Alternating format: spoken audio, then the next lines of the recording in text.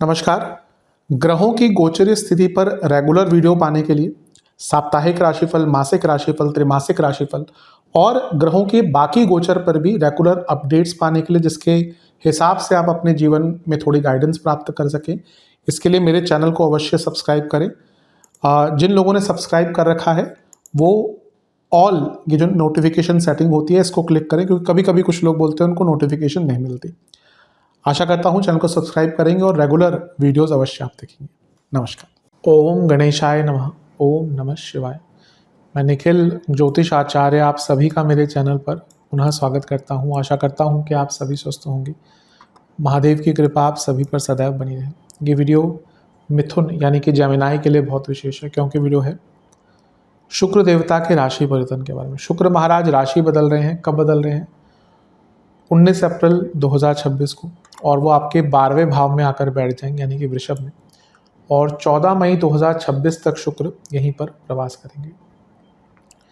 शुक्र एक बहुत ही विशेष ग्रह है, और जब हम शुक्र की बात करते हैं तो वैभव, धन, खैर धन के डायरेक्ट कारक नहीं लेकिन इनडायरेक्टली धन को प्रभावित करते हैं, लेकिन वैभव, लक्ष्मी, आकर्षण, लग्जरीज, भोग, तंत्र, बहुत चीज़ें शुक्र के अधीन है। शुक्र खैर बृहस्पति का आदर बहुत है, बृहस्पति का शास्त्रीय ज्ञान है, लेकिन जो विद्याएं शुक्र के पास है वो बृहस्पति महाराज के पास भी नहीं। अपने आप में सर्व संपन्न ग्रह शुक्र को कहा जाता है, और शुक्र को लक्ष्मी का कारक ऐसे ही नहीं कहा जाता। देखिए, बृहस्पति को धन का कारक कहा जाता है, कई जगह पे बृहस्पति को धन का कारक कहा गया, लेकिन शुक्र को लक्ष्मी। तो लक्ष्मी जी में तो फिर अष्ट लक्ष्मी जी आ जाती हैं, 8 प्रकार की लक्ष्मी, जिसमें धन लक्ष्मी होती है, वैभव लक्ष्मी, योग लक्ष्मी। तो यहाँ पे शुक्र की विशेषता बहुत बढ़ जाती है। तो शुक्र जब यहाँ पे राशि बदल रहे हैं, आपके 12वें घर में आ रहे हैं, तो विपरीत राजयोग बना रहे हैं, इसका अपना इम्पैक्ट होगा। यहाँ से वो छठे घर को देख रहे हैं, उसका अपना इम्पैक्ट होगा। शनि की दृष्टि है जो उनके मित्र ग्रह हैं, इसका अपना इम्पैक्ट होगा। शुक्र 12वें घर के साथ पंचमेश है, शनि की दृष्टि जो है वो अष्टमेश और नवमेश है। लेकिन यहाँ पे मैंने बृहस्पति देवता को भी अंकित किया है, क्योंकि शुक्र जहाँ अपने से दूसरे, वहीं बृहस्पति अपने से 12वें घर को थोड़ा सा स्ट्रेंथन अप कर देते हैं या पॉजिटिव बना देते हैं। तो ये परस्पर जो संबंध बन रहा है, इस पर भी एक दृष्टि हम डालेंगे। तो देखते हैं क्या क्या अच्छा बुरा हो सकता है। लग्न राशि या चंद्र राशि यदि मिथुन है, दोनों ही देख सकते हैं, अलग अलग राशिफल नहीं बन सकते। जहाँ से सूट और लेट ज़्यादा करता है वहाँ से देखिए। व्यक्तिगत तौर पर मेरा मानना है लग्न से देखेंगे तो अच्छा है। इनकेस नहीं पता है आपको अपनी लग्न राशि, तो आप अपनी चंद्र राशि से भी इसको देख सकते हैं। शुरू करते हैं इस अत्यंत महत्वपूर्ण राशिफल का। शुरू करते हैं। 12वें घर के जो शुक्र हैं वो एक एक्सेप्शन है। मैं कई बार इस चीज़ को बताता हूँ कि अधिकतम ग्रहों के जो नेचुरल कारकत्व होते हैं उनका क्षय हो जाता है 12वें घर में, लेकिन शुक्र एक मात्र ऐसे ग्रह हैं जो 12वें घर में और बली हो जाते हैं। कई कारण हैं इसके पीछे, और यहाँ पे तो वो विपरीत राजयोग भी बना रहे हैं, क्योंकि 12वें घर में अपनी ही राशि में है। तो ये बहुत श्रेष्ठ अवस्था बन जाती है। 12वां घर अगर अच्छी तरह से प्रभावित होता है तो वो व्यक्ति का रूपांतरण भी कर सकता है, ट्रांसफॉर्मेशन भी कर सकता है, क्योंकि ये अंत का भाव है, ये आरंभ का भाव है। तो कोई ग्रह जब 12वें घर में पहले आता है, फिर वो लग्न में आता है राहु केतु को छोड़कर, क्योंकि राहु केतु तो उल्टे ही चलते हैं, तो वो पहले लग्न में आते हैं फिर 12वें में जाते हैं, इसलिए उनकी गाथा ही अलग है। इसलिए मैं हमेशा कहता हूँ राहु केतु के रूल्स भी बहुत अलग होते हैं। लेकिन शुक्र जो बाकी नॉर्मल ग्रहों की तरह आगे ही बढ़ेंगे, वक्री होते हैं तो अलग बात है। तो ये कुछ ना कुछ बदलाव का मौका देते हैं। हाँ, बृहस्पति शनि जैसे ग्रह बड़े बदलाव, वहीं शुक्र थोड़े छोटे स्तर के बदलाव दे सकते हैं। पहले तो विपरीत राज्यों को अच्छा, पहले 12वें घर के शुक्र की बात करें तो धन और संपन्नता देते हैं, लग्जरीज, व्यक्ति अपने जीवन का भोग करता है। ये विशेषता होती है कि 12वें घर का शुक्र वो अपने जीवन को अपने तरीके से जीना जानता है, वो अपनी इच्छाओं को समझता है, वो अपनी इच्छाओं पर पैसा खर्च करता है, वो अपनी इच्छाओं को पूर्ण करता है। ठीक है, अब भागदौड़ भरे जीवन में कभी कभी टाइम नहीं मिल पाता। ऑब्वियसली अगर एक व्यक्ति का पैसा है तो शायद वो काम भी कर रहा होगा, अब जनरेशनल वेल्थ है वो अलग चीज़ है। लेकिन जब 12वें घर में शुक्र आते हैं तो व्यक्ति को अपने कार्यों को, अपनी इच्छाओं को पूर्ण करने का मौका मिलता है। तो ये आपके लिए एक बहुत ही श्रेष्ठतम चीज़ दिख रही है। इसके साथ ही जब 12वें घर में शुक्र आते हैं तो व्यक्ति के लिए कोई अच्छी न्यूज़ भी आती है, कोई ना कोई अच्छी खबर आती है। और जैसा मैंने कहा कि अपने आप को पॉजिटिव वे में बदलने के लिए भी योग बहुत अच्छा होता है। 12वें घर के शुक्र क्योंकि विपरीत राजयोग बना रहे हैं और ये जो भाव है ये छठे से सप्तम है, ये अपने आप में अंकित कर रहा है कि ये लीगल चीज़ों की पूर्णता के लिए बहुत अच्छा समय है। लीगल कोई आपका काम अटक रहा था उसको पूर्ण करने के लिए बहुत अच्छा समय है, और कोई लोन वगैरह का काम अटक रहा था उसको भी पूर्ण करने के लिए बहुत अच्छा समय है। बस ये है कि 12वें घर के शुक्र व्यक्ति को कभी कभी उसकी जो काम आसक्ति है, कामाग्नि है, वासनाएं हैं, शारीरिक वासनाएं तो मैंने कई बार बताया कि जो हमारी ज़रूरत से ज़्यादा चीज़ें बढ़ जाती हैं वो सारी ही वासनाएं हैं, लेकिन यहाँ पे मैं कामाग्नि, काम वासना की ही बात कर रहा हूँ। तो जिनके 12वें घर में शुक्र होते हैं अधिकतम ऐसे लोग, थोड़े उनकी काम वासना ज़्यादा होती है, गिवन दैट कि शनि या बुध का प्रभाव नहीं है, फिर या केतु का प्रभाव नहीं है, फिर चीज़ें बदल जाती हैं।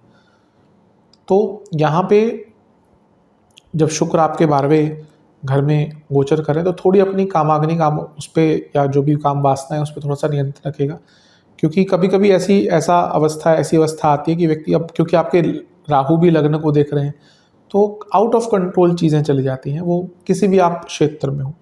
थोड़ा सा पोलाइट रहिएगा, थोड़ा सा हम्बल रहिएगा और थोड़ा सा सेंस रखिएगा अपनी बातों में। कभी कभी होता है कि 12वें घर के शुक्र व्यक्ति इतना अनप्रोफेशनल हो जाता है या गलत जगहों पर गलत प्रकार की बातें करना शुरू कर देता है जो उसको नहीं करनी चाहिए।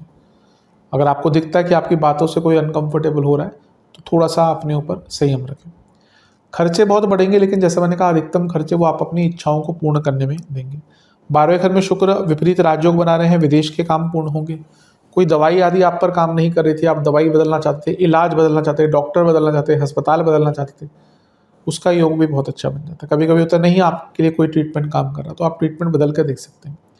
12वें घर के शुक्र व्यक्ति को थोड़ा सा मंदिर आदि के दर्शन की तरफ प्रेरणा देता है, और वो कुछ गुप्त प्रकार के तंत्र, गुप्त प्रकार की साधनाओं करने में भी विश्वास रखता है, तो हो सकता है ऐसा कुछ करने का भी आपको अवसर मिले। ध्यान ये रखना चाहिए, अगर आपकी कुंडली ओवरऑल स्ट्रांग नहीं है तो ऐसे लोगों को तंत्र की तरफ जाने से बचना चाहिए। आजकल फैशन हो चुका है कि कोई भी आके तंत्र के बारे में बात करता है पॉडकास्ट पे, बस अपनी ऑडियंस गेन करने के लिए। जो एक बहुत सेकंड नॉलेज है उसको बहुत खंडित तरीके से लोगों में बांट दिया गया है, और इसलिए आजकल लोग मंत्रों के उच्चारण से लेकर विधियों से लेकर हर चीज़ गलत कर रहे हैं।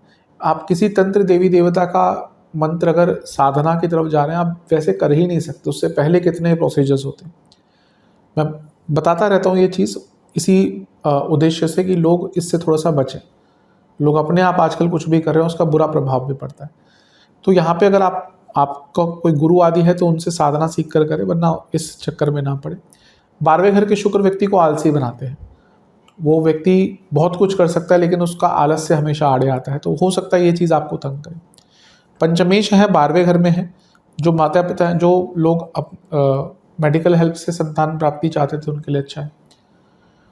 जो स्टूडेंट्स विदेश जाना चाहते थे उनके लिए अच्छा है, लेकिन अपनी संतान से संबंध पर काम कीजिएगा क्योंकि ये थोड़ी सी प्रॉब्लम आ सकती है। 12वें घर के शुक्र व्यक्ति को थोड़ा सा सीक्रेटिव भी बनाते हैं। ऐसे व्यक्ति थोड़े से डुअल लाइफ जीते हैं, वो लोगों के सामने कुछ और होते हैं, दूसरों से तो हर व्यक्ति ऐसा ही जीवन जीता है। सबके दिखाने के चेहरे और अपना जो चेहरा होता है, ऐसा कहा जाता है कि असली हमारा व्यक्तित्व तो वही होता है जब हमें पता होता है कि हम अकेले हैं, बाकी तो हम मुखौटे पहन के सबके सामने चलते हैं। तो लेकिन यहाँ पे कहने का मतलब है कि आपकी जो डुअल लाइफ है वो थोड़ी सी ज़्यादा एक्टिव हो जाएगी। बस ध्यान ये दीजिएगा, अपने आप को इतना आसक्त ना कर लें अपने एडिक्शंस में कि आप उससे बाहर ही ना पाए। द्विस्वभाव वाले लग्नों का ये होता है कि वो बहुत जल्दी इन्फ्लुएंस हो जाते हैं, तो कभी कभी ये भी प्रॉब्लमेटिक हो सकता है। शुक्र जो है वो यहाँ पे आपके छठे घर को देखेंगे और विपरीत राजयोग बना रहे हैं, तो कोई लीगल केस में कॉम्प्रोमाइज़ करने का बहुत अच्छा अवसर मिल सकता है। शुक्र सप्तम से छठे में है, अगर आपको अपने बिजनेस में कोई फंडिंग चाहिए थी, बहुत अच्छा टाइम है। और क्योंकि पंचम से अष्टम में एक शुभ ग्रह आ गया, अगर जो स्टूडेंट्स हैं उनकी जो काम कुछ अटक रहे थे वो भी पूर्ण होंगे। कार्य क्षेत्र के भाव से तीसरे में है और विपरीत राजयोग बना रहे हैं, जो कार्य आपके विलंबित हो रहे थे किसी की मदद से या आपके शॉर्टकट्स के द्वारा पूर्ण हो सकते हैं। अब शनि की बात करते हैं। शनि की दृष्टि है वृषभ राशि पर यानी कि शुक्र पर। अब क्योंकि वो अष्टमेश है, शनि शुक्र 12वें घर के स्वामी, गुप्त धन विदेश के धन में वृद्धि करते ही हैं। अचानक से धन प्राप्ति का योग बनेगा। नवम के स्वामी शनि शुक्र को देख रहे हैं, फिर से मैंने कहा साधना, डोनेशंस, पूजा पाठ, धार्मिक यात्राओं का योग बनता ही है। लेकिन शुक्र क्योंकि लव मैरिज और मैरिड लाइफ के कारक है, तो पंचम से अष्टम में और सप्तम से छठे में, यानी कि मैरिड लाइफ की बात करें तो लड़ाई झगड़े, लव लाइफ की बात करें तो डिटैचमेंट यहाँ पर शुरू हो सकता है। तो इस पर थोड़ा सा ध्यान दीजिएगा। 12वें घर के शुक्र कभी कभी व्यक्ति को ना डिल्यूजन में भी रखते हैं, उसको लगता है कि उसकी एक अपनी सपने की दुनिया होती है, तो उसमें भी कभी कभी वो खो जाता है। क्या इसमें कोई बुरी चीज़ नहीं है, लेकिन ये देखिएगा कि आपके पास समय हो, कभी कभी सपने की दुनिया में जाना ही चाहिए। कभी कभी जो रियल जीवन है वो बहुत मुश्किल हो जाता है, तो ऐसे टाइम पे एक सपना, एक इमेजिनेटरी वर्ल्ड हो तो वो भी बहुत काम करता है। शुक्र जो है वो आपके दूसरे, जैसा मैंने शुरू में कहा था कि शुक्र अपने से दूसरे भाव को और बृहस्पति अपने से 12वें भाव को प्रभावित करते हैं या पॉजिटिव करते हैं। तो ये लग्न और 12वें का जो संबंध है ये परिवर्तन की तरफ इशारा करता है। आपको अपने जीवन में बहुत सकारात्मक परिवर्तन की अनुभूति यहाँ पर होने वाली है। कुछ ऐसे चेंजेस जो बहुत टाइम से आप लाने के इच्छुक थे, नहीं ला पा रहे थे, वो चेंजेस यहाँ पर आप ला पाएंगे, तो ये भी आपके लिए बहुत श्रेष्ठ बनता है। तो कई जगहों पे अच्छी चीज़ है, जो मैंने कुछ नेगेटिव चीज़ें कही हैं उनका ध्यान दीजिएगा। सेहत की बात करें तो इनको डायबिटीज़ है, हार्मोनल प्रॉब्लम है, डेंटल प्रॉब्लम्स है, विजन की प्रॉब्लम है, इंटेस्टाइन से संबंधित प्रॉब्लम है, लार्ज इंटेस्टाइन से संबंधित प्रॉब्लम है, और गॉल ब्लैडर की दिक्कत है, उनकी परेशानी थोड़ी बढ़ सकती है। उपाय के स्वरूप में दुर्गा जी को गुलाब के पुष्प की माला अर्पण करें, घी का दिया अर्पण करें, खीर का भोग लगाएं, ओम भार्गवे नमः मंत्र का 108 बार जाप कर किसी भी मंदिर में शक्कर का दान करें। आशा करता हूँ वीडियो काम आएगी। चैनल पर नहीं सब्सक्राइब कीजिए, वीडियो को लाइक कीजिए। मिलता हूँ अगली वीडियो में, तब तक के लिए ओम नमः शिवाय।